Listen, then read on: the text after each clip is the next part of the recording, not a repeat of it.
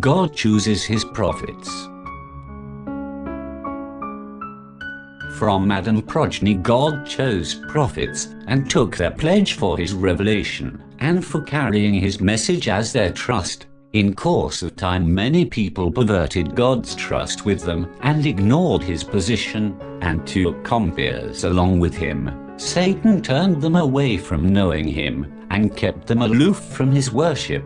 Then God sent his messengers, and series of his prophets to them, to encourage them to fulfill the pledges of his creation, to recall to them his bounties, to exhort them by preaching, to unveil before them the hidden virtues of wisdom, and show them the signs of his omnipotence, namely the sky which is raised over them, the earth that is placed beneath them, means of living that sustain them, deaths that make them die, ailments that turn them old, and incidents that successively betake them. God never allowed his creation to remain without a prophet deputized by him, or a book sent down from him, or a binding argument, or a standing plea. The messengers were such that they did not feel little because of smallness of their number, or of largeness of the number of their falsifiers. Among them was either a predecessor, who would name the one to follow, or the follower who had been introduced by the predecessor.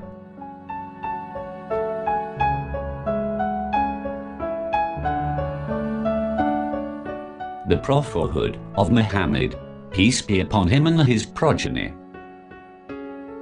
In this way ages passed by, and times rolled on. Fathers passed away, while sons took their places, till God deputized Muhammad, peace be upon him and his progeny, as his prophet, in fulfillment of his promise, and in completion of his prophethood. His pledge had been taken from the prophets, his traits of character were well reputed, and his birth was honorable. The people of the earth at this time were divided in different parties. Their aims were separate, and ways were diverse. They either likened God with his creation, or twisted his names, or turned to else than him. Through Muhammad, peace be upon him and his progeny, God guided them out of wrong, and with his efforts took them out of ignorance. Then God chose for Muhammad, peace be upon him and on his progeny, to meet him, selected him for his own nearness, regarded him too dignified to remain in this world, and decided to remove him from this place of trial, so he drew him towards himself with honor.